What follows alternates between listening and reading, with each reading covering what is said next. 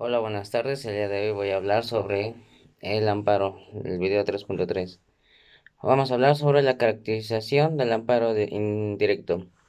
Este procede únicamente cuando existe una sentencia ya sea definitiva, laudo o resolución que otorga fin al juicio. El segundo se tramita solo en una instancia. Esto quiere decir en contra de su determinación y no procede el recurso alguno, salvo las excepciones que establece la ley. Antes de acudir al juicio de amparo directo se deben agotar, ya sea previamente, los recursos ordinarios que establece la ley de la materia por virtud de los cuales el acto que se reclame puede ser modificado o revocado. El siguiente punto es las normas constitucionales que rigen el amparo directo. En los artículos 103 y 106 de nuestra ley, de nuestra Carta Magna, aquí que establecen que el amparo se debe utilizar por resolver las controversias, por normas generales, actos u omisiones, ya sea la autoridad que violen los derechos humanos, que son reconocidos, y omisiones, que son reconocidos, y garantías individuales que son otorgadas para su protección por esta Constitución, así como los tratados internacionales de los que el Estado mexicano sea parte. Otro punto es la procedencia. Procede contra sentencias definitivas o resoluciones que ponen a fin en juicio. El siguiente punto es substanciación del amparo directo. Aquí vemos que se presenta directamente ante la autoridad que con su acción, ya sea omisión, transgrede tus derechos humanos, que se le llama la autoridad responsable. Aquí la que remitirá la demanda del amparo directo, con el expediente principal y anexos ante la oficialidad de partes, em, de los tribunales, que son de los tribunales colegiados de circuito, para que a su vez el tribunal, ya sea de turno que le corresponda. Otro punto son los sujetos que lo interponen, que son el cojoso, la autoridad responsable, el Ministerio Público, el tercero, etcétera. Em, Otro punto sería las autoridades ante quien se le interpone. El juez de distrito, el tribunal colegiado de circuito, los juzgados de distrito, la Suprema Corte de Justicia de la Nación. Estas son las autoridades ante quien se interponen.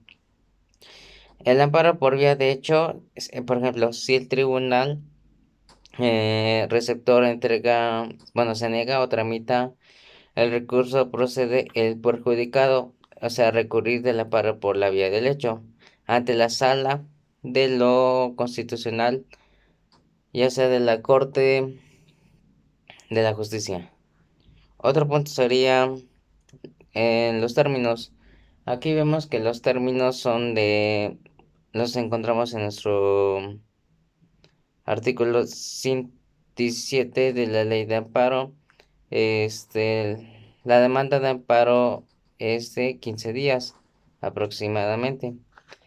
Después vemos lo que es otro concepto más importante. Este, por ejemplo, seguimos en los términos, salvo en lo dispuesto que se reclame una norma general que ya sea autoaplicativa o el procedimiento de extradición, el que será de 30 días. Después son los requisitos. Los requisitos de un amparo son el nombre del quejoso, nombre y domicilio del quejoso, nombre y domicilio del tercero interesado, em, las autoridades responsables, el acto reclamado, em, los antecedentes del acto reclamado bajo protesta de decir la verdad, los conceptos de violación, precisar en su caso las violaciones a competencias federales o incluso locales. Otro concepto ya sería la sustanciación. Aquí la sustanciación la vemos en nuestro artículo 179 de la ley de amparo. que, bueno, el presidente del tribunal colegiado del circuito, el cual deberá de resolver en el plazo de 2 días si admite la demanda o previene al quejoso para su regularización o la desecha, este, por encontrar por encontrar motivo o manifiesto indudable de improcedencia. La suspensión del acto. Por ejemplo, aquí, otro ejemplo, si no se solicita o no se otorga, es importante mencionar al juzgador, entre otras palabras, los efectos que puede darle a dicha suspensión y a la procedencia sobre la misma. Después sigue la erradicación del acto. Por ejemplo, es el acuerdo por el cual el juez aquí ordena que la averiguación previa quede como radicada en su juzgador y que se le abra el número del expediente que ya sea correspondiente. Otro punto sería la ampliación sobre los hechos. Aquí vemos que puede hacerse siempre y cuando no transcurran los plazos para su presentación bueno, a partir de que el quejoso tenga el conocimiento de los actos de la autoridad que guarden la relación estrecha con con los reclamados en la demanda inicial. Otro punto son las pruebas. Estas las encontramos en nuestro artículo 75 de la Ley de Amparo. En las sentencias que se dicten en los juicios, por ejemplo, de amparo, que se ha reclamado, se apreciará tal y como parezca que se aprueba ante la autoridad responsable. No se admitirán, bueno, ni se tomarán en cuenta consideración las pruebas que no se hubiesen tenido a dicha autoridad. En el órgano jurisdiccional, deberá recabar, ya sea oficiosamente, este, las pruebas rendidas ante la responsable y las actuaciones que estimen necesarias para la resolución del asunto. Otro concepto son los alegatos. Aquí los encontramos en nuestro artículo 181 de nuestra ley de amparo. Por ejemplo, bueno, si el presidente del tribunal colegiado de circuito no encuentra motivo de la improcedencia o ya sea defecto en escrito de demanda o si fuera subsanado, la admitirá y mandará notificar a las partes. Por ejemplo, podría ser el quejoso. Este, Otro concepto sería, este, bueno, seguimos con los alegatos. Los alegatos aquí am, es el acuerdo por, por el cual para que en el plazo de los 15 días presenten sus alegatos o ya sea, bueno, promuevan en un amparo adhesivo.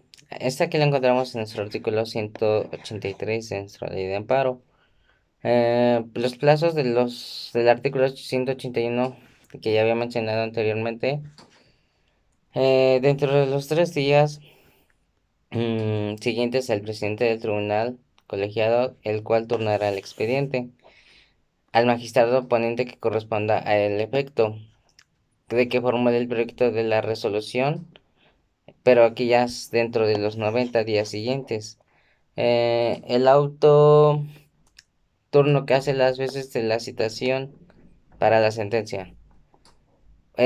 Otro punto es la sentencia. Aquí está nuestro artículo 73 de la ley de amparo.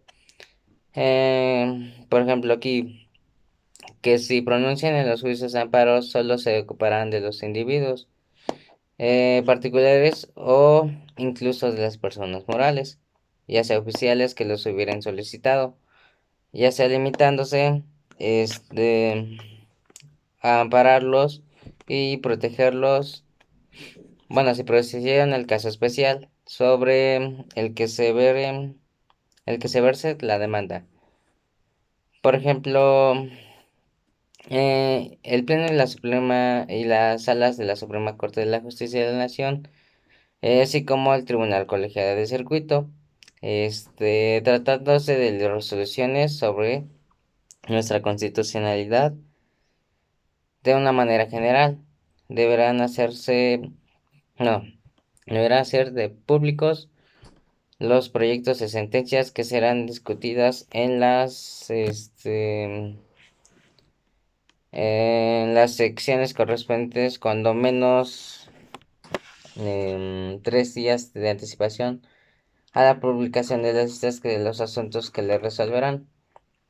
Por ejemplo, en la sentencia debe contener los siguientes requisitos. Es otro punto. Está nuestro, bueno, seguimos con la sentencia. Está en nuestro artículo 74.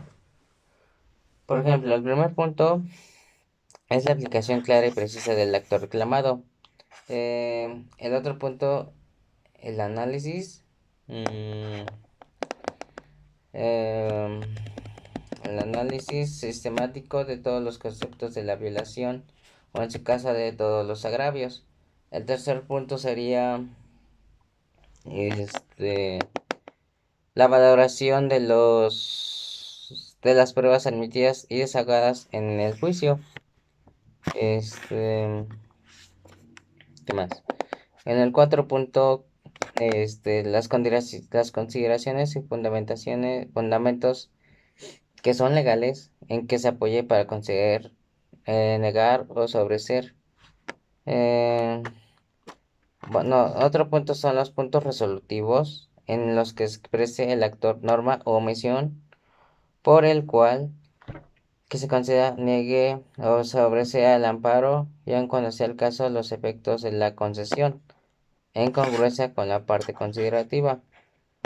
Otro concepto son los efectos de la concesión del amparo, y serán, por ejemplo, uno, cuando el acto reclamado sea de carácter positivo, se restituirá el quejoso en el pleno goce del derecho violado restablecido a las cosas al estado que se guardaban antes de los violados, antes de la violación, o sea, de los derechos que son, que le viola ante, por ejemplo, derecho a la libertad, derecho a expresión, etcétera.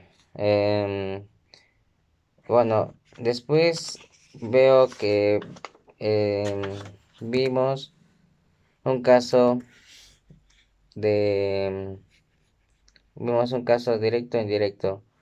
Por ejemplo, en un amparo directo es aquel en que la demanda se hace ante la autoridad competente, eh, para que ésta se le dirija al tribunal colegiado. Bueno, circuito corresponde el que se le dirija de dictar la sentencia. En un amparo indirecto la demanda se presenta ante el juez de distrito. Ahí cambia, que es quien resuelve. Para que sea más claro el tema, nos dejaron dos casos. El primero es de Lawrence Cassés, que es el amparo directo, y el segundo el de la marihuana para uso lúdico.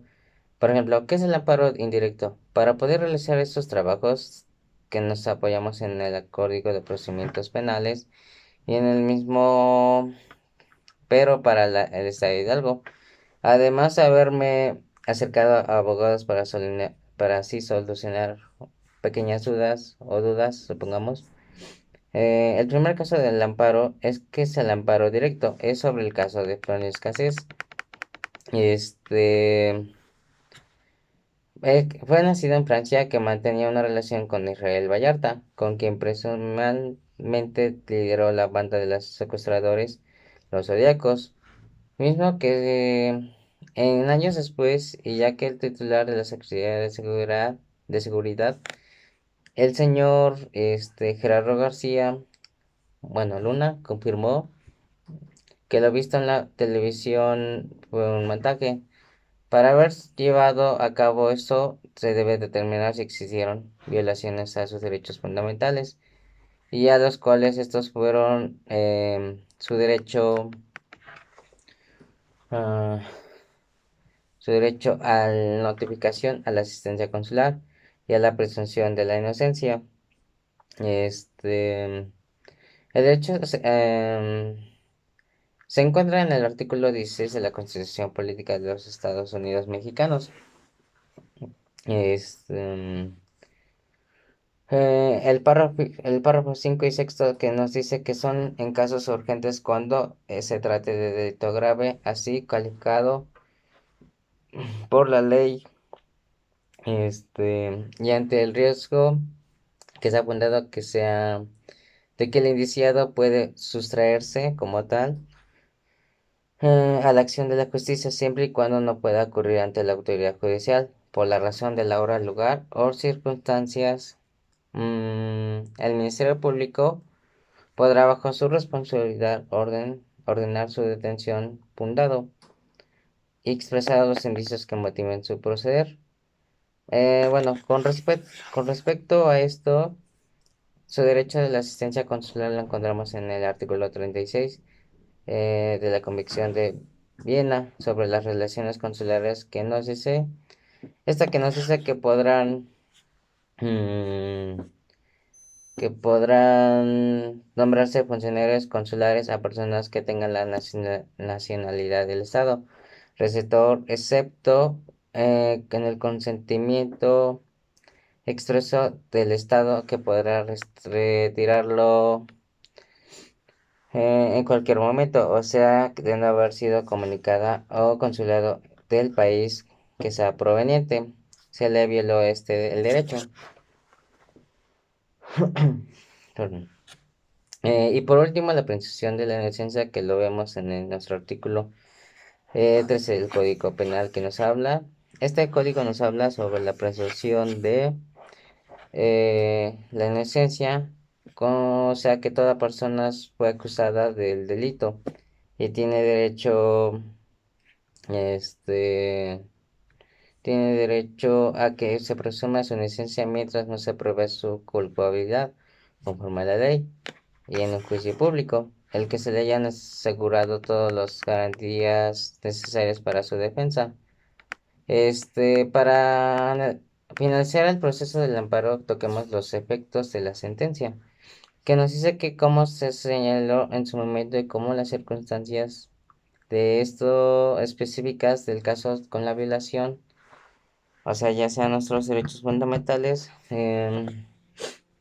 a notificación, contacto y asistencia consular a la puesta a disposición y la presunción de la inocencia, em, han producido un efecto corruptor en la totalidad del proceso.